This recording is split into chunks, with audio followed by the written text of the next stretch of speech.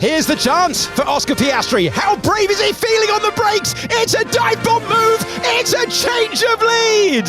Extraordinary stuff from the Australian. Charles Leclerc fights back, kicking up the dust in the late evening sun. Who will be second going into turn number one? Perez is powering through. Perez has got them laid on the brakes. Leclerc refuses to give it up. And can Carlos Sainz fight by? Yes! Wow, what a move! It was nearly second for Perez, but it's Carlos Sainz who gets by, and this one's not over yet. We're heading into the wall!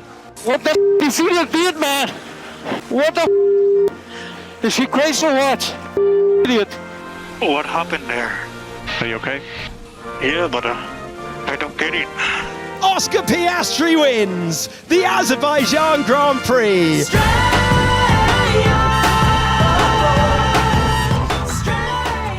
Hello and welcome to the Undercut Podcast. I'm one of your hosts, Jesse Billington, and we're back to review the 17th race of the Formula One 2024 season, the Azerbaijan Grand Prix battle in Baku.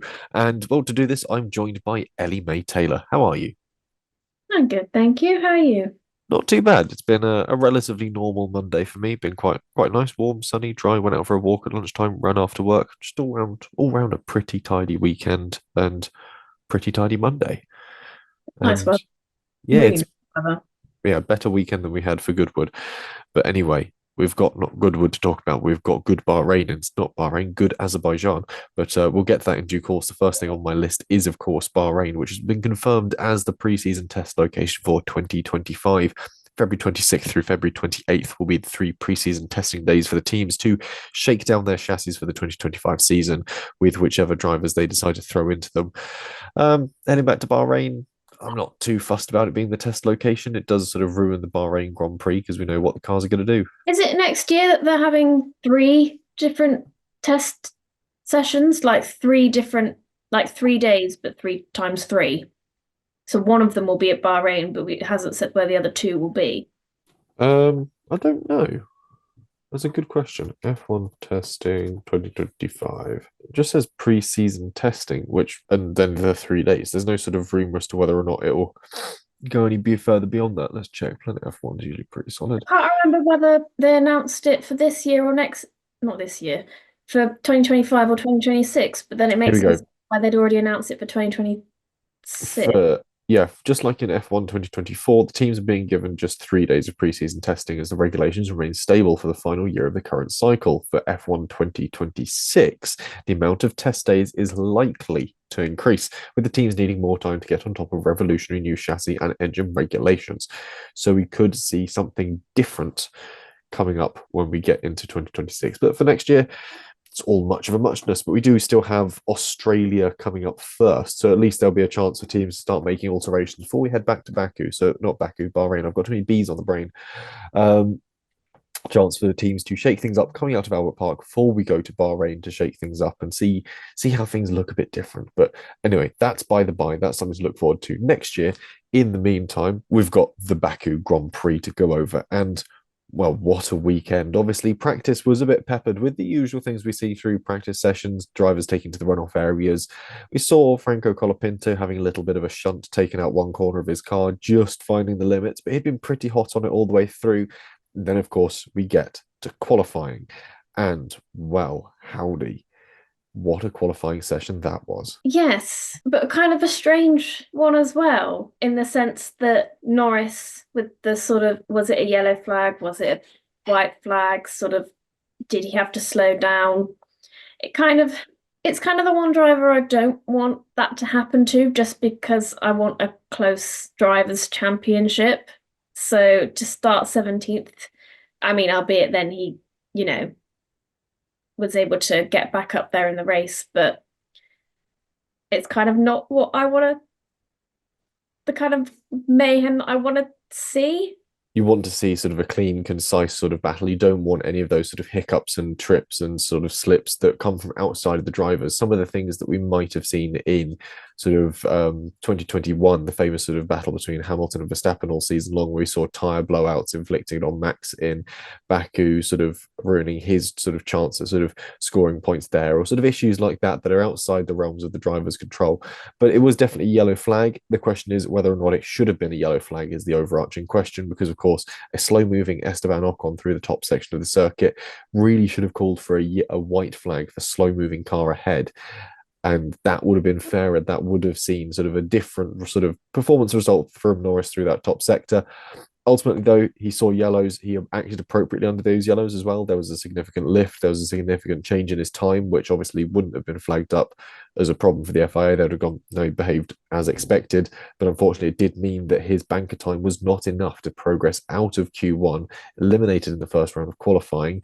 And then just sort of the chaos continued from there, really, with some of the drivers we really weren't expecting to make it through to Q3, making it through to Q3. We saw both Williams up there, which was really remarkable. And we were on the edge almost of seeing Ollie Behrman making it through in a Haas too, in just his second weekend in the top tier of motorsport. Of course, Albon leaves the pits in Q3 to go and do his final run.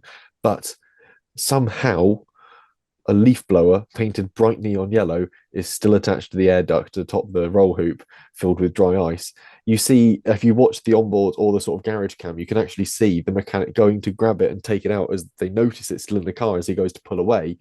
But he doesn't get a hold of it and get it out. So unfortunately, Albon sets off down the pit lane with it still blowing cold air through the airbox, pulls over just on pit exit by a marshal post, and has to sort of do a very strange bit of sort of limbering sort of yoga to reach behind him, pull it out from the airbox, and then just try and lob it off to the side without it landing on any of the car's floor or skirts to damage those, and just sort of hope the marshal picks it up and then sort of sets off. Unfortunately, by that time, not enough time to get around before the checkered flag to actually set a fast lap. So he qualified P10 with replacement for Logan Sargent, Franco Colapinto, going P9. It's a good thing Albon's tall. Yes. Because I think a shorter driver would not have been able to do that. So Yuki Tsunoda would have been flailing around haplessly trying to reach for the blower into the cool box. But there we go. It was an interesting qualifying session and gave us a fairly packed grid. Yeah, it was. I mean, although kind of in sort of F1 standards a little bit jumbled, it was all clean. Mm. And at the start of the race, and because that's what you can, is always a bit of a worry that if one car is sort of out of position, or say for like Norris starting it further behind, could he get caught up in anything like that? But it's all been clean, and it's all really sort of been clean this whole season as well. We don't tend to sort of see much of that anymore. Yeah, qualies tend to be sort of relatively tidy affairs, especially sort of the past few races have been quite neat and tidy. The one thing we did see, however, was Pierre Gasly disqualified from the qualifying sessions due to an instantaneous fuel flow reading that registered slightly too high.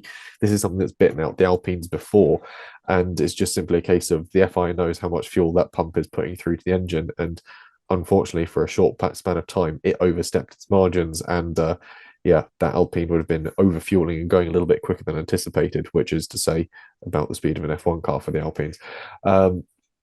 So he was disqualified, and Hamilton also decided that with the chaos ahead of him, it might be worth using this weekend as a bit of a banker weekend to take some new power unit elements. So he took to the pit lane for a pit lane start, which obviously promoted Behrman to P10, Colapinto to P8 with Albon and P9 in between them.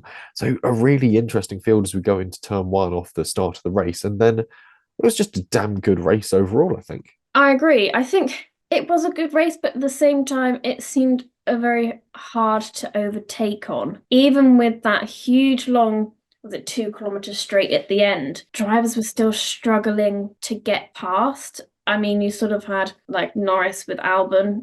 Both of them are going long on the hard tyres. Albon did very well to keep Norris behind him, but Norris at the same time didn't really have an answer to overtake him. And it was kind of the same with sort of a lot of battles on the grid. I think Alonso as well was very good at keeping a lot of people behind him because the Aston Martin's very good down a straight. So it kind of, I don't know, it was a good race, but at the same time, in terms of overtaking, there weren't that many. It seemed quite difficult to do. But obviously, when we did get them, they were very good. The problem with Baku is you sort of get off of turn one, and you've then got the short run across from 1 to 2, which does give you the opportunity for a fight back if you're still stuck to the outside or inside of a defending car. So you've got that opportunity to fight it back. And again, if you just hang back a little bit, you can get within that car's sort of 1 second range and get DRS out of turn two on the long run up to turn three, which is about half the length of the start finish straight again. So you sort of get this opportunity to fight it back in a really interesting way, which makes people really think carefully about their dives into turn one. And that's what it became. It became a diving match, really, as to who could really pull off the move you needed to do to get past into turn one. And we saw the one driver that really needed to do it actually make it stick. And that, of course, was Oscar Piastri, fighting his way back past Charles Leclerc, knowing that tyre management was going to be key to making his tyre strategy work. He needed to be in that clean air at the front. And once he got into it, he was able to just disappear up the road. And unfortunately, Leclerc sat in the wash off the back of that McLaren, started to just overheat his rear tyres, and they were gone for the last 5 or so laps. At which point we saw a very conscientious Sergio Perez racing up to the back of him. Clearly had been sort of toying with the field, occasionally getting up there, putting some pressure on it, dropping back off to keep his tyres clean, pressure, clean tyres, pressure, clean tyres. And then eventually, as soon as he knew Charles Leclerc's tyres were done, they hit a cliff, and hit a cliff fast. We saw some fantastic shots of both Piastri and Leclerc sliding their way out of the penultimate turn at the top of the circuit in a very sort of 1970s, 80s style sort of F1 cars on the lock stops as they come round onto the straight. Beautiful shots from the head-on cameras. And then just sort of Sergio Perez come around going, okay, right, now's my time. But in that meantime, Carlos Sainz had caught up to him, and that's all going to be unpacked as we dive into actually sort of picking apart the team performances across the weekend. And we'll start, rejig this, as usually we just sort of have them in an order. I've set the teams out now by championship order because it's important to note now McLaren has overhauled Red Bull in the constructors' standings, and well, there's a lot of other teams that still stand a chance to do this, actually, and a lot of teams that are still in that constructors' fight. I did a bit of the maths earlier today. Technically, if I look at the big chart, where is it? Where did I put it? Mercedes and Ferrari still within a shouting distance of this coming out of Baku. The points left on the table, 353 points if both their drivers score the most, assuming McLaren now don't score anything. They've got a chance to catch up and so on and so forth. So the fight goes on, but McLaren, new constructors leaders. And I have to say, I've already mentioned it, weapons grade dive bomb from Oscar Piastri. His tyre management has come a long way this season, and it's showing. Great putting pressure onto Leclerc through the race, either from ahead or behind. Again, backing Leclerc into drivers behind him, knowing that that's an option that he can use just to his advantage, put someone else into Leclerc's DRS zone, and it just makes that fight a little bit harder. Norris had a really solid recovery too. I think it's worth mentioning him. His reverse strategy worked really well, keeping the tyre working throughout a very demanding sector of the race as well, battling against other cars, coming through the field against somewhat, so I would say, faster cars or cars on faster strategies at least. Again, his teamwork hampering Perez to keep the pit window open for Oscar's pit stop as well was vital. And again, it's a really good move because it shifts that balance of I scratch your back, you scratch mine once more. But also a good start from him. Absolutely rocketed off through the series of turns, potentially just taking that pressure off, giving him a chance to have a Grand Prix start without that sort of high octane pressure of you're on the front row, don't screw it up, Sonny Jim. Just give him that chance to just do a start. Nobody's watching you from P17. See what you can do. And that seemed to have worked wonders just to sort of reset his mind. But overall, though, Piastri making things hard for McLaren as they're again going to have to realign their team orders. Piastri is still mathematically and quite reasonably in with a shout of taking the title this year as much as Norris is. So something for both of them to be considered for. It's definitely tricky for McLaren because I think mathematically you're going to have to prioritize one of them to have a go at Verstappen, because if you try and keep them, I think like we've been saying, if you try and keep them equal, they're going to take points off each other, which allows Verstappen still to take the Drivers' Championship in theory. But in terms of this race, I mean, Norris had a great comeback drive to obviously help McLaren crucially overtake Red Bull in the constructors and gain a few sort of more points than Verstappen to try and sort of bring him nearer to that Drivers' Championship. But Piastri had an awesome drive. I mean, another sort of late on the break move to overtake Leclerc into turn one. I was worried he was pushing his tyres too hard, as that was sort of his Achilles heel at the start of the year, but he wasn't. That was his true pace sort of throughout the race, and Leclerc just didn't have an answer.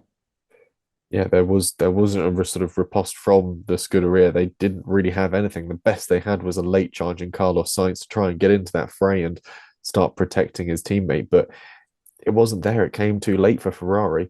Thiebo's given us some notes. He's not here this tonight. I don't know where he is. Probably international espionage. We'll go back to that plot line. But he's given us some notes on his thoughts on McLaren, which he says akin to Norris and Zandvoort, Piastri and Baku is how you win a Grand Prix. And equally, I think Piastri can walk away from this one with his head held high. This was his race to very much win, regardless of that safety car finish. He was miles down the road from the drivers behind him.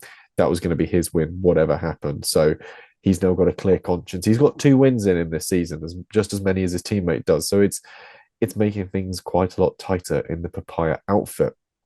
So we'll take another step down the championship order to Red Bull, and really struggling now. Actually, this is Perez coming into a winter form out of nowhere, which is really great to see. Seeing him sort of reform his series and making another good sort of run for it and trying to help sort of work with the team and build up something. Max, though, constantly trying to find balance and grip as well as brakes, complaining about all 3 throughout the race weekend. They've lost out the constructors now, and I reckon it's a matter of time until we see them lose out the Drivers' Championship too. The real question, though, is who to? Funny seeing Christian Horner at the Skypad trying to piece things together after that shunt with Sainz and Perez, which is something we saw, I believe, Andrea Stella doing after the coming together of Norris and Verstappen at the Austrian Grand Prix earlier this year. However, the FIA has said that whatever is discussed at the Skypad does not stand as evidence. They will be viewed independently regardless. So Karun, not sort of like a legal aid in any sort. One interesting footnote, however, is Spain 2022 was the last time that Red Bull weren't leading the Constructors' Championship, which was about 52 races ago, which is a hell of a gulf to sort of all of a sudden lose that streak on, and is really quite impressive. Interestingly, Spain 2023 is what Christian Horner reckons is the progenitor of their problems they're suffering now. At that point, they went down a sort of divergent piece of evolution of that current chassis, and they reckon at 2023 Spain, they picked the wrong way to go, and that's why we're seeing the problems we're seeing now. I agree with that. And I mean, I assume that's sort of when they were so dominant, they started working on next year, which is now this year's car, very early on. And I guess we didn't quite see those sort of big, especially aerodynamical changes until sort of more so the start of this season. And I do think perhaps maybe they put themselves in a corner with it just hit a peak, and then there's no other way of making that car quicker by going down that route. And I think that's where they're now sort of struggling. And that's why they keep having to sort of go back to original sort of floor plans and things like that, because they can't work out how to make it any quicker. And I think when you look at sort of McLaren and the other teams, they obviously followed what Red Bull did last year, but then went down a different path of almost sort of keeping with that trajectory of how to sort of develop that car a bit more sort of in line with last year's car, whilst Red Bull's is quite different to last year's. And I think that is kind of where they went wrong, but it is a massively tough weekend for Red Bull. I think there are some positives to take away from it. Like we said, it's nice to see Perez back up there. First time in 33 races that he's out-qualified Verstappen. I kind of find it a bit ironic that it's Verstappen's number 33 that he's done it on. I also think the way he drove was sensible. I don't think there was much point of him hanging on to the back of Leclerc and being stuck in a DRS train, hurting and overheating his car and tyres in the dirty air. And it meant that he had sort of the tyre and the pace when Leclerc's tyres fell off a cliff. It just didn't work out when he went to go for the overtake. And obviously Perez then had to take avoiding action to not collide with Leclerc out of turn 1, which then compromised him, obviously allowed Sainz to attack, and that's how we ended up with the collision between Sainz and Perez, which is painful. It would have been nice to see Perez on the podium and get points for the team, which they've obviously ultimately lost out on when it comes down to sort of the championship fight. I don't want to see that, because I want the constructors to be a hard fought battle between sort of Red Bull, McLaren, maybe if Ferrari or Mercedes. You've still got 7 races to go. We don't quite know what's going to happen. In terms of Verstappen, he definitely does not like where the car is currently at, but I find it strange how sort of Verstappen's isn't on the radio sort of showing sort of how angry or kind of passionate he used to be. It's almost like he's just kind of accepted that it is what it is. I think there would have been some sort of, not mandate, but like potentially a request from the team to just stop whinging on the radio. We know it's bad. We're working on it. You yelling at us on the radio is not going to make us do things better. But the sort of the question about the Red Bull performance thing, I think, is they've worked themselves into a corner, and in a bid to try and find outright lap time, every change they make to that car sacrifices stability. But ultimately, it's that stability that produces lap time in the first place. And if you haven't got a car that a driver's able to push on a platform they can work from, it's sort of a moot point, regardless of sort of how quick it is in a straight line, how quick it's able to sort of deploy its power. If the driver can't physically drive it, it is useless. And I think that's where we've seen Red Bull sort of work themselves to at this point. And we'll get to the Perez and Sainz bit when we talk about Ferrari in a beat, but I think there's some interesting moments there. Certainly Perez's drive this weekend was one worthy of applause, and I don't think, weirdly enough, any of us have mentioned him in winners and spinners, but I think honorary mention now as a winner really for Sergio Perez for what was actually a really metered and really intelligent drive, and one I don't think we've seen from him since maybe 2021, early 2022. So fantastic to see that form back, and more of that, please, as the season goes on. Thiebo's notes for Red Bull: great drive from Perez until the final lap. Verstappen clearly struggling, but still doing just enough at the moment to keep his hopes of winning a 4th world championship alive. You said about Norris outscoring Verstappen, it's by 3 points. I think on average going into Baku, he needed to be doing it by 8 points every weekend. So 3 isn't really cutting the mustard. Verstappen coming across the line behind him is... it's cutting it fine. Norris is going to have to really start outshining Verstappen weekend after weekend as the races go by. With a few sprints coming up, he's got a bit more of a chance to do that. And with that Red Bull seemingly getting more and more unstable as the weeks go by, it's looking favourable. But the problem Norris has is, of course, all the other drivers that are now coming steaming past Max Verstappen too. Some of those drivers, of course, wearing scarlet red. They are the Ferrari drivers. So we'll move to Ferrari, and the pace is there, the consistency is there, the strategy is there as well. This is something we've seen certainly off Monza. They pulled off that one-stop strategy with Leclerc. They made it work, and their strategy was pretty solid actually from the Baku weekend. They could have ideally stopped Leclerc a little bit later just to give him some tyres to hang on to the end with, but even then, it's all looking good for them. They've just got to figure out that tyre wear sitting in the dirty air, slightly different wing angles, slightly different air management over the car. Charles lost a lot in the dirty air to Oscar, but fought well. It was a really, really good fight. And again, with a car that's chewing through its tyres, that's where the driver comes to its fore. And the fact that Charles was able to keep coming back at Oscar, just looking to the inside, just trying to sell him a dummy, was really impressive. The fact that Oscar didn't buy it is testament to his cool and level-headedness. A little bit of that Mark Webber touch there, not bad for a second driver. The checkered flag would have been about 2 laps too late, though, had it not been for Sainz committing seppuku to save his teammate from Perez. Both drove well regardless, even if Sainz was off the radar for much of it. Very quiet race for him, but he came back brilliantly. And watching the crash back, I think Sainz is in the clear here. At the very least, this is a racing incident through and through, from my opinion.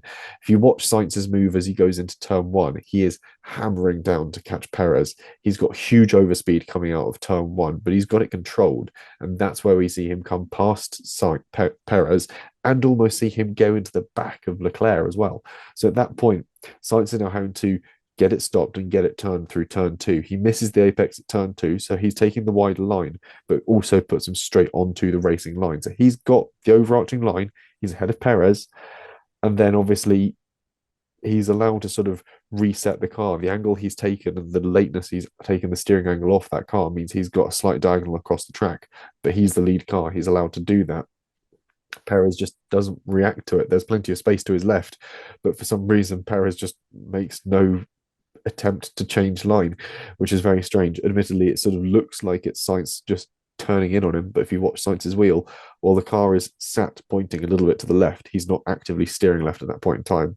So very odd one, but in my mind, it's Perez that really ought to have made the avoiding action there, or at least steered a little bit left. I'm not saying he should have lifted. He could have carried on his run and challenged him in turn 3, but hey, we'll see.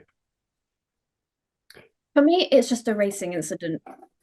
I don't know. I don't really have much more to say other than that. I think it is just a racing incident. In terms of Leclerc's race, he was 6 seconds ahead of Piastri for the pit stops. I think actually they pitted Leclerc too late, because that's when Piastri was able to make up time and be right behind Leclerc when Leclerc came out of the pits.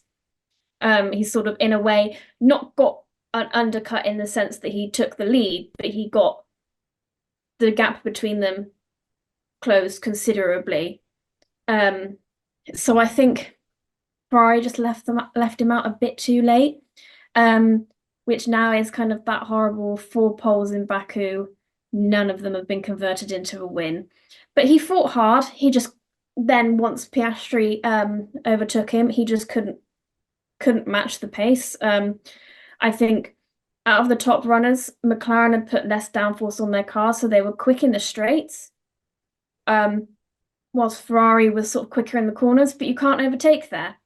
And then as Sainz came back into the fight near the end, it was just unfortunate that we never actually really got to see that battle for a podium because of his and Perez's race ending a few laps too early. And like you said, if it wasn't for that, Leclerc, his tyres fell off a cliff completely at the end with tyre degradation. So they perhaps need to watch out for that in the future.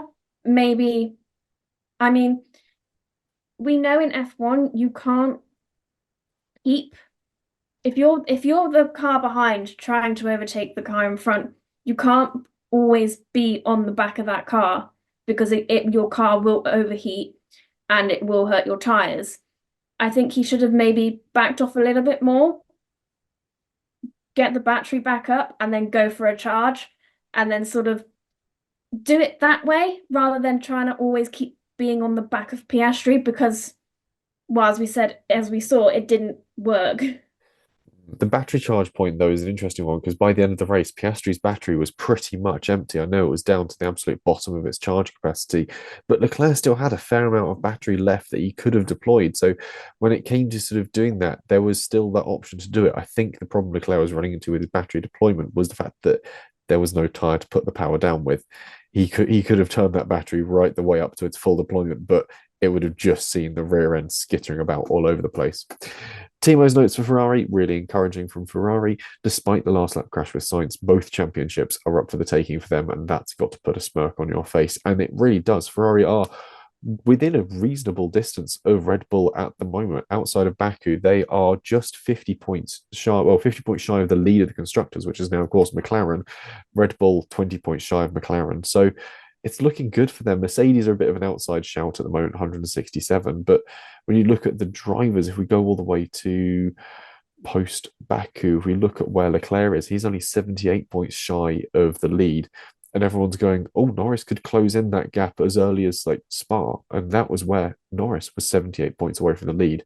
Given that as we go into Singapore, there's 206 points still left to gain. If you're the highest finishing driver in every single race weekend, it's doable. It's more than doable.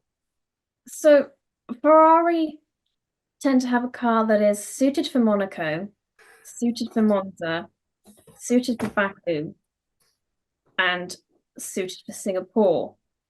So I think it'll be interesting to see what they're like in sort of Texas, Sao Paulo, and so on.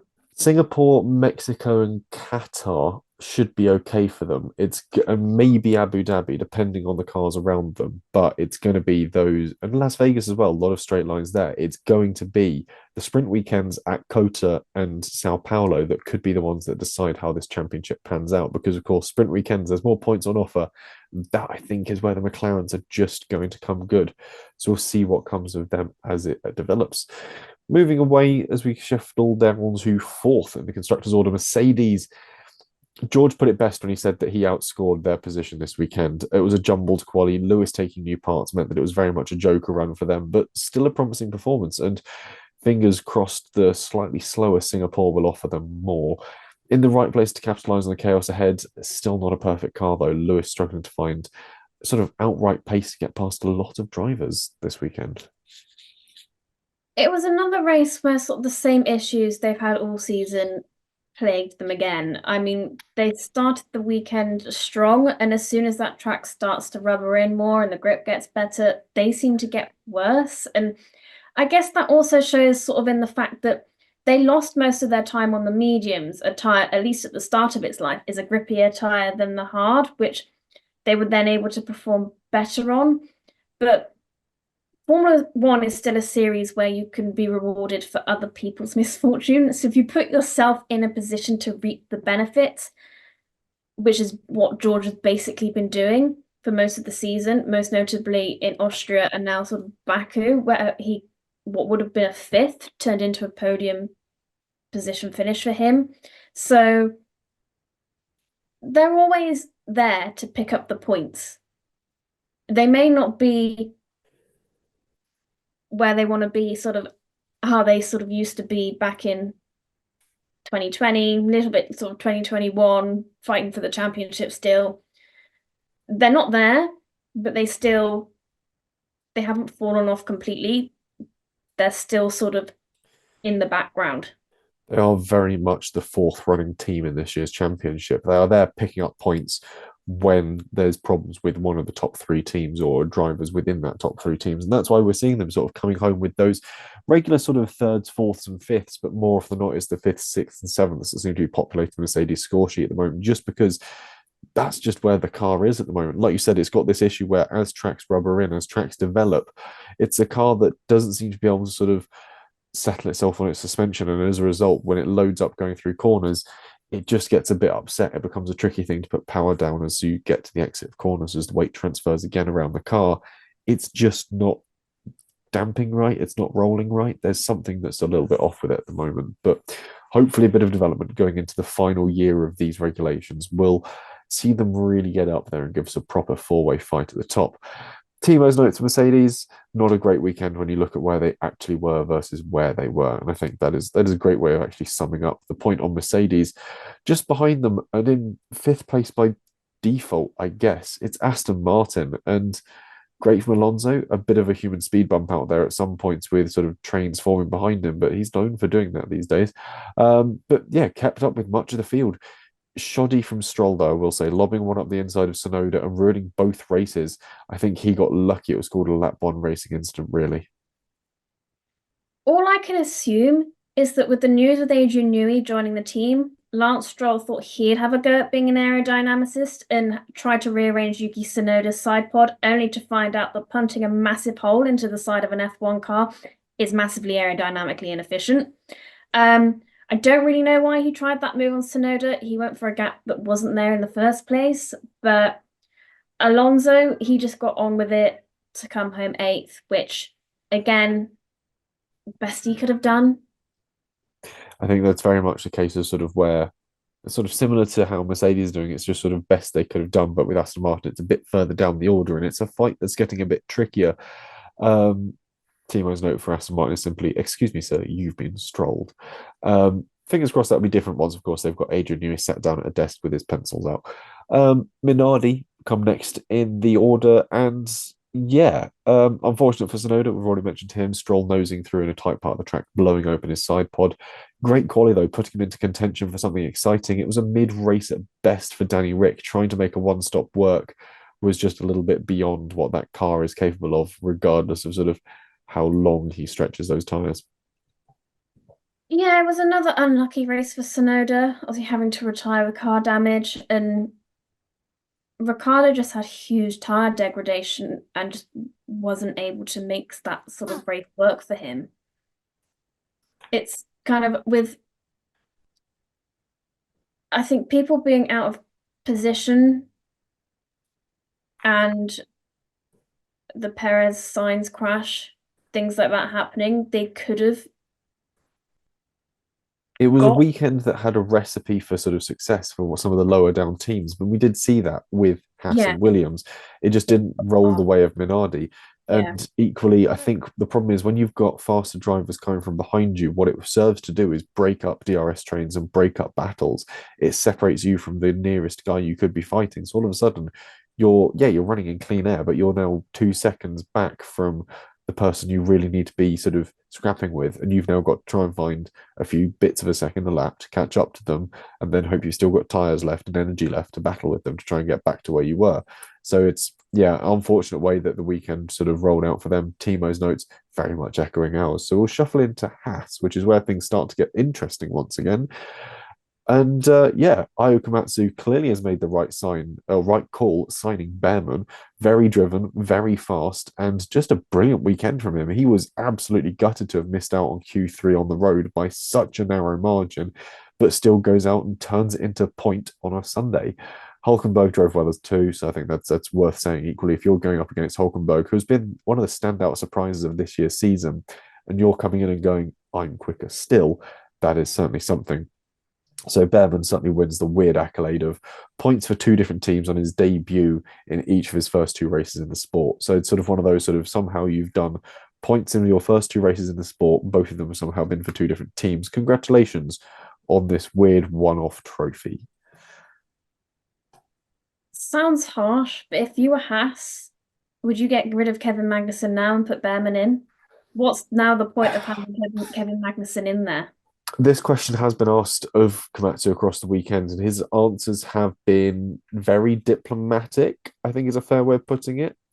I'm going to say that the argument for putting Kevin back in is that's what his contract says.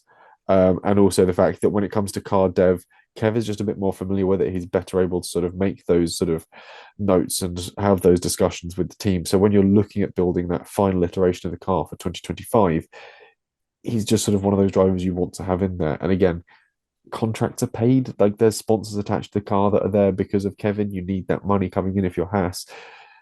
Yeah, Behrman's proving to be quick, and this is a great way to sort of start filling up the order book for Ollie Behrman sponsorships. But at the moment, I think it's just the paperwork that's keeping Kevin Magnussen in that car for the rest of the season. See, I don't think. Well, I don't know how much Kevin Magnussen brings in, but he's got a fair few sponsors tied with him. I can't be for certain as to which ones, but I know that he's sort of a bit of a driver for one or two around that car. And again, it's contract. How much is he being paid to do that? How much is sort of an agreement with him and the team to do it? He's doing it as much as for the passion because he's a Formula One driver as he is because of the money. They've agreed to let him race that car for this season. I think it's sort of a gentleman's agreement to let him finish the season in that car. Plus, 7 races, Kevin Magnussen, no points on his license, heading into Singapore. Let's see what his devil may care attitude produces. We've got the track terrorist back, unhindered. Let's go, boys.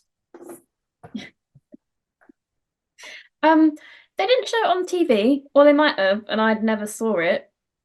Because obviously Hulkenberg was in front of Behrman, and then he suddenly sort of tumbled down the order a bit, and I was kind of like, well, what happened to Hulkenberg? And because they didn't show it, so I ended up looking it up, and he just before Perez and Sainz collided, he ended up colliding with the wall, and when he was sort of recovering from that, that's when Behrman went past.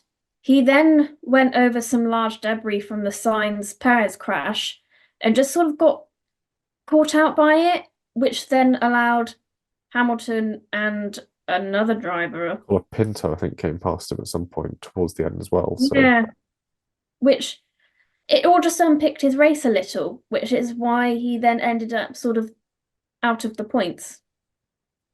Yeah, it was just a bit of a scrappy one from Hulkenberg, I think, but overall, it's a point on the board for Haas. It does pull them ahead of No, it's Williams that gets pulled ahead of Alpine, who are our next team to talk about.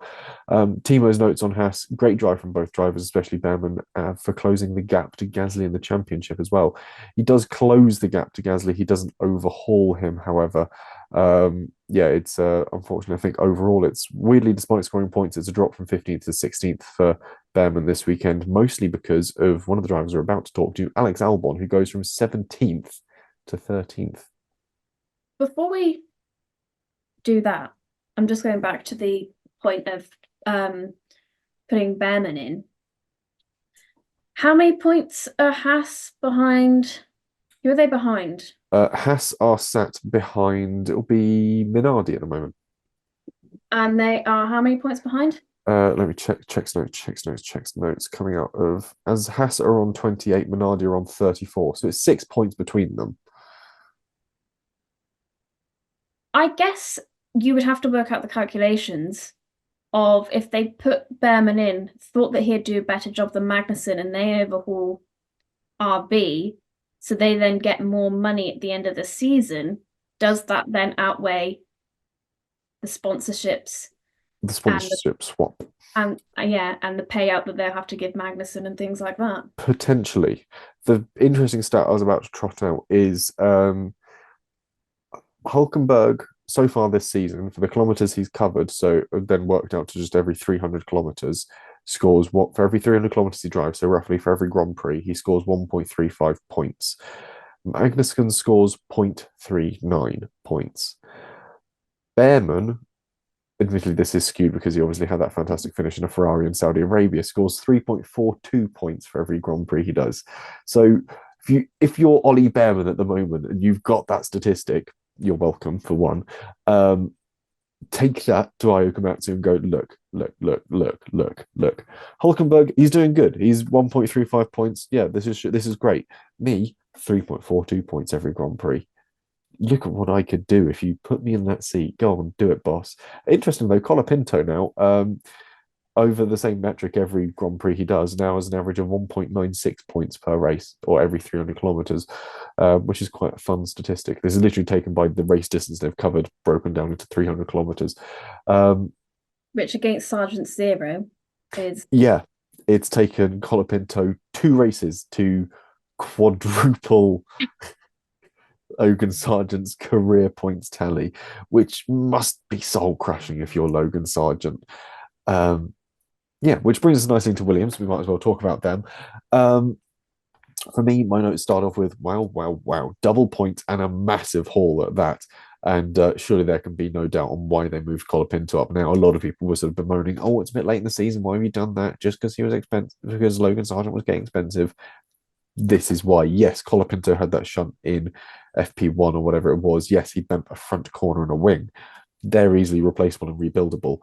The fact is, he then went on and scored 4 points, is huge for Williams when you're having a fight down that end of the championship. And for Colapinto, it doesn't really move him that far up the driver's order. He's got a few more races to keep doing that. But for Williams, this is huge in the constructors. So, yeah, I think this has proved everything. And equally, it was just an exceptional drive from both, making the strategies work. They're a little bit left of field. They're a little bit demanding on the tyres.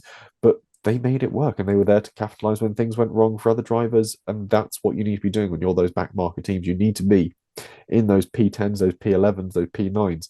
Just when something goes wrong ahead of you, you're moving up. You're deeper into the points. You're into the points. Something's gone right for you. And yeah, Colapinto has got on board and got on board quick, and I love to see it. It was an incredible weekend for them. I mean, it's the best of the year so far. Obviously, Colapinto had that crash in FP1, but considering this is his first time around the track, isn't it? So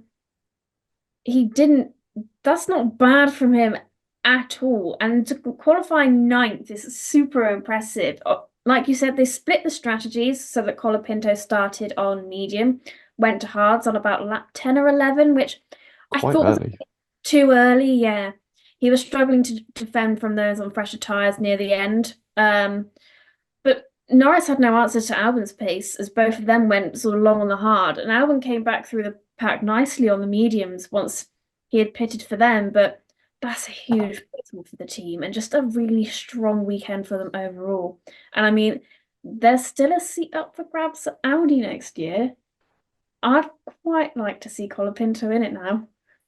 Yeah, I think that seat at Audi is an interesting one. I know we're going to talk about it ahead of the Singapore Grand Prix, but it's Bottas is looking less and less likely for it at the moment. Gabriele Bortoleto is the sort of the shoe-in for that seat, but James Vowles has come out and said, "Yeah, actually, sod that for a game of soldiers." Colapinto has really surprised us with what he's been able to do. Um, yeah, I would love to back this guy into a seat somewhere. So it'll be really interesting to see what he's able to put together.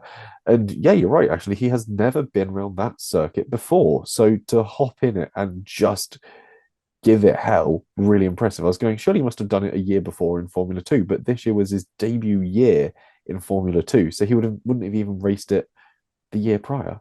So really fantastic effort from Colapinto. And yeah, what more could you want if you're James Vowles sat there going, we're chasing down the teams ahead. We've overhauled Alpine. Haas, look over your shoulders, boys. We're next. And it's an exciting time. Thiebo's note for Williams is simply, you son of a bitch. I'm in. Sign me up for more. And yeah, me too, buddy. Meanwhile, behind them, shuffling down the order, not something you want to happen. Alpine, and I got to say, what a shite weekend to be an Alpine fan. Breakdowns, problems, generally speaking, slow. I bet Ocon is happy to get shot of that team. However, it's not how I anticipate Ocon will have wanted his 100th race for Alpine and 150th in F1 to have gone. Not really the crowning glory he would have wanted for that sort of yardstick achievement. But hey, it's done. They can move on and they can look at being slow in Singapore instead. I'm not too sure whether there was any point of Ocon even turning up, really. I mean, weekend plagued with reliability issues from sort of start to finish. I mean, Gasly showed a bit better pace, but that didn't matter because he got disqualified from qualifying and he couldn't do much in the race. I'd say it's their worst weekend, to be honest, but I did see before the start of the race that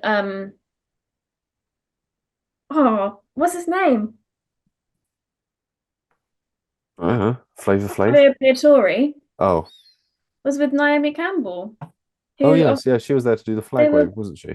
Yeah, they obviously used to be engaged. So it's nice that they're on good terms. The namesake behind the group chat that organises this podcast, quite literally. Yeah. Anyway, Alpine sort of base nonsense aside, we get to the one final team in the order, still yet to score points. Stake, Sauber, going to be Audi. My notes are they both finished? Bottas is now losing to a chap who hasn't raced in the last two events. He was already losing to him coming out of Monza as well, weirdly enough. However, fastest pit stop, though, which considering they used to 10-second stops, is really quite impressive. So they got something right this weekend. Hurrah. Yeah, I didn't realise that. That is nice for them. I just put in my notes, it's the taking part that counts. Yeah, it very much is. A bit like Niels Coulinan in F2, who came home from the sprint race. With 9 laps in, he was about 24 seconds behind the field. Mm. So I don't know how you do that. He's never scored a point in any of his feeder series career up until this weekend, and still hasn't. He's only in it because his dad has a lot of dollar, because his dad set up, I think I'm right saying it's booking.com. So yeah, microtransactions, clearly the way to go if you want to get your kid into F2, even if he's not very good, it seems. Anyway, that's Formula 2. I'm sure Thiemo and I'll discuss that at another point in time. We might as well move to our winners and spinners. Winners, Thiemo has put Oscar Piastri. He obviously jumped on that one pretty quick. Proper Grand Prix win. I don't think we can really argue with that one. Ellie-May, your winner, please. I've gone for Williams. It's their best race of the season this far, maybe even the best one as a team they've had in a couple of years, to be honest. And you know how my brain works by now. It meant that I had to have a look at Williams's points finishes over the past few years. This may not interest anyone, but the last race they picked up that many points was Spa 2021, where Russell finished third, got 9 points. Latifi finished in ninth, had the 1 point. If you don't want to count Spa because of that, it was Spa 21, yeah. You only have to go back to the race prior in Hungary, where Latifi came 7th for 6 points and Russell came 8th for 4 points. But before that, you're going back to 2017, which wasn't a bad year. They accumulated 83 points that year, but they only actually scored 10 or more points twice, scoring 15 points in Baku for Lance Stroll's third place position and 10 in Monza for Stroll 7th and Massa 8th. They scored more points this race than the team have in their entire season in 2018, 2019, 2020, and 2022. Yeah, it is really quite Huge. astounding the fall off Williams have had, but also the fact that they can come into this weekend or out of this weekend and go, cocking hell, how do we do that? That was fantastic. Let's do it again. And equally, obviously for Argentine drivers back in F1, this is the first time since 1982 we've had an Argentine driver in the field, Carlos Reutemann, last time we had an Argentine driver in the top 10 of the field, which of course Carlos Reutemann in a Williams, an FW7, I wanted to say, 1982 would have been about there. Yeah, 82. Yeah, you're going... I have to check my Carlos Reutemann. W08? Carlos Reutemann, former senator of Argentina. Jesus. I didn't know he was former senator of Argentina and then went to F1. Huh. Anyway. FW07s all the way through. So yeah, with his FW7Bs and Cs. So yes, Carlos Reutemann, of course, would have been the last sort of big scoring Argentine driver at Williams as well, and former senator for Argentina, which is really interesting. Anyway, yeah, but Albon 17th to 13th in the driver standings after his points haul this weekend as well, which is truly sexy stuff. We love to see that, which is a really big climb actually, and could start putting the wind up whoever's in 12th, which I don't know off the top of my head. Checks notes, Yuki Tsunoda and then Hulkenberg in 11th. So he's getting up there. Let's put it this way. Stroll is in P10 at the moment, and Stroll has accrued just 24 points, and Albon is now not that far behind on checks notes. Albon is on 12, so he's got to double his points haul, but a few more sort of 4 points and 6 point hauls and a few Stroll things that could be quickly overcome. Meanwhile, my winner, I got to say, it's got to be Ollie Behrman for me. Just really, really solid weekend when it comes to showing just how motivated you are for this sport, and yeah, like coming into it, yes, it's 1 point. It's not huge overall, but I mean, you've put on another fantastic show and another fantastic showcase as to why you are part of the Ferrari Driver Academy and why Haas have signed you for next year. And yeah, I think he got very lucky that Sauber won't be taking Ferrari engines anymore, because that sort of removes him from being at risk of going into a Ferrari seat there. So he's got lucky and really shown himself up quite nicely. Plus, he falls under my BBC local news as well, because he's Essex, which falls just about under the same BBC Look East as me. So come down, sit down to dinner, BBC Look East is on, boom, points this weekend for local boy. I'm like, it's Ollie. I get Lando. Yeah, you've got Lando and Jenson Button. We technically, we've got Mansell though, because no, who's from North? No, George Russell is Norfolk based. So yeah, I've got him. And Alex Albon, technically, he falls into my, and Brundles. Yeah, the Brundles and Albon fall into BBC Look East. I've got Norris and Button. Yeah. That'll be one for a Christmas quiz. Which BBC local news network do these drivers fall under? We'll do that. We'll write that down. We'll put it in the Christmas quiz. Anyway, spinners. Thiemo's gone for the very obvious Alpine. Yeah, I mean, that feels fair. Ellie-May, your spinner instead. I've gone for Red Bull because obviously they've now been overtaken in the constructors. They lost out on 15 points this race with Perez and Sainz crash, and Singapore was their worst race last year, and I can't see it going much better this year. It's always been their bogey run, and I think this year it's going to be the biggest, greenest, sloppiest of bogeys possible for Red Bull, given how that car is currently performing. Not going to look good. We'll see what comes of it. Meanwhile, my spinner, I would say by proxy, Logan Sargent, because you've now been outdone 4 times over by the guy that's replaced you for just 2 races now. He was spotted in Nashville for the IndyCar season finale this weekend gone. He seems to be having a fine old time taking photos with fans. Does firm up my idea that he is heading to IndyCar next year with Prema for Prindycar. However, if I'd love to pick on Alpine too, but Thiebo's already done it. I've already done it in the review. Properly woeful. It feels harsh picking on Sauber at this point. It's like picking on the weak and feeble. It doesn't feel like something you should be allowed to do. So kicking someone when they're down, it's almost beyond a joke at this point. So yeah, Logan Sargent by proxy, I suppose, is my spinner. So we get to our predictions review. 1 point for Animetha for her Leclerc pole, 1 point for you, Ellie-May, for your Russell P3, 2 points for Animetha for her Piastri P1 and Leclerc P2, 1 point for Thiemo for predicting a Norris fastest lap, 1 point for Ellie-May again for Colapinto points, or Colapinto, which I think is a far better way of putting things, but apparently that's not to be allowed as a phrase. Yeah, and I had neither of those points right up until the last couple of laps. Yeah, really came in at the last moment for you. I Came in did. clutch there in lap 51. You will have noticed that I didn't say my name. No points at all for me there. None. Not doing very well at all. That now mean in the Overall, it hasn't changed the order. Weirdly, the order has been sort of quite long set in its ways. Where's the graph? There it is. You're still miles ahead on 26 points. I'm on 16 and have been since Belgium. The guest now moves up to 13 and Thiemo is on 8. I'm on a race win and fastest lap. Yeah. Nice. You are a good Did I 10, get last 10 year? points ahead of me. Last year, Christ, 2023 race by race predictions. I've got that one open somewhere. Here we go. Last year you scored 52 points. So Right. you've got a lot of points to gather.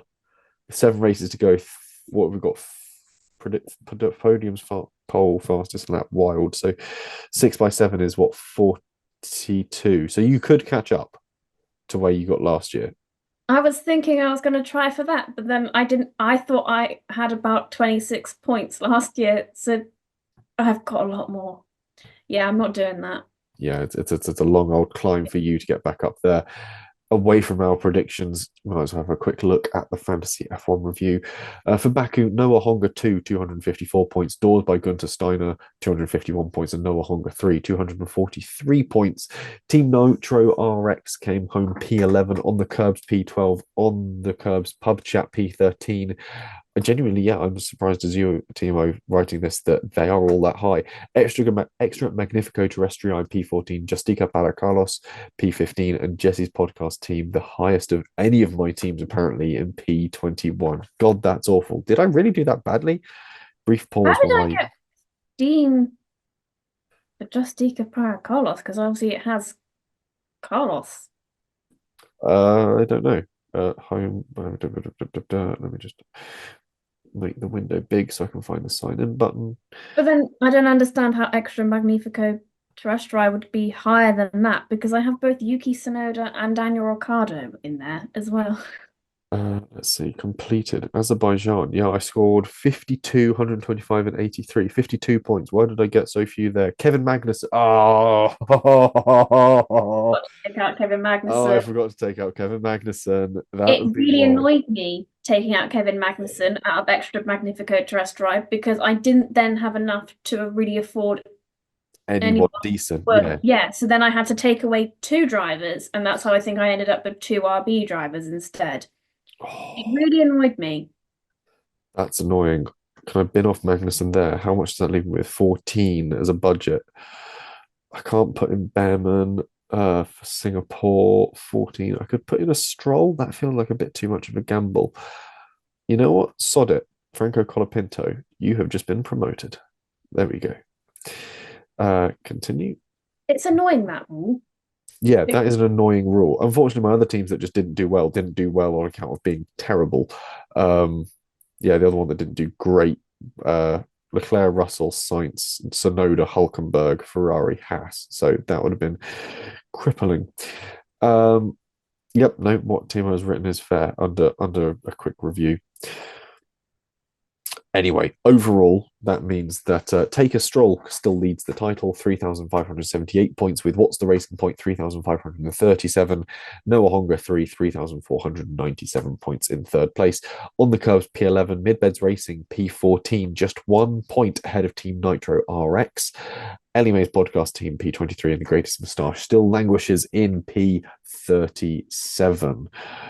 Oof. My team's doing terribly, and I just, whatever I do, it doesn't seem to improve them, so I've given up. Yeah, I am tumbling down the order. Oof. It's no matter what drivers I put in, they always then have the worst luck. It's sort of the same when you buy merchandise as well. That very much same idea. So I then did think, obviously, because I've got, well, technically I've got 4 teams.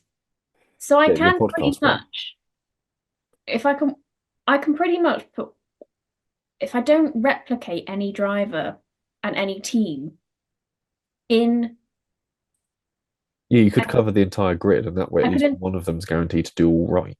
Yeah. Statistically speaking. Or everyone does. It's just a terrible season from now. Yeah, it all goes to pot from that point onwards. We will wait and see what happens. I might do that. We'll have to wait and see. Anyway, where do I get to next on the script? I've lost place because I was looking at the Fantasy League stuff. Conclusion. Yes, that is, of course, all we've got time for in this week's episode. We've wrapped up within an hour. That's pretty good. In the meantime, Ellie-May, where can the people find you? I'm trying to get through Silverstone festival posts, photos. I think, got about 3,000 to sift through. But hopefully, once I've done that, I will then be getting some out this week. Before I then go to Castle Combe on the weekend for their autumn classic. Fun times. One race weekend of the season that I get to stay at home. The one that's vaguely close to where you live. Yeah, pretty much. And that's that. What a treat for you. I know. In the meantime, if you want Thiemo, he's on the internet. Go find him. He's there. If you want more from me, however, you can pick up the latest issue of Classic Car Weekly. So when this goes out, the new one will be dropping a day afterwards, which has got a review of all the cars James Bond ever drove on film, and obviously sort of buying tips for a few of them and sort of price guides, and a few other interesting bits besides, as well as looking at price taxing or sort of pay-per-mile road taxing, and also a quick look at what was going on at this weekend's Bewley International Auto Jumble. Besides that, though, if you want more from me specifically, you can obviously find me across the internet on social media as @JesseOnCars on Instagram, Twitter, and TikTok. Plenty of pictures coming out from the Goodwood Revival, as well as videos of my now once again broken MG as I start to tear into that. Found some of the head gasket was missing on the engine that went into a river, so maybe that's the cause of some of its problems. We'll find out in due course. Anyway, we've got the Singapore Grand Prix coming up. We'll be back with a preview of that in due course. So stick around, make sure you've liked, commented, subscribed, and got notifications turned on so you don't miss an episode of the Undercut podcast. And we'll be back ahead of all the racing action from F1's first night race.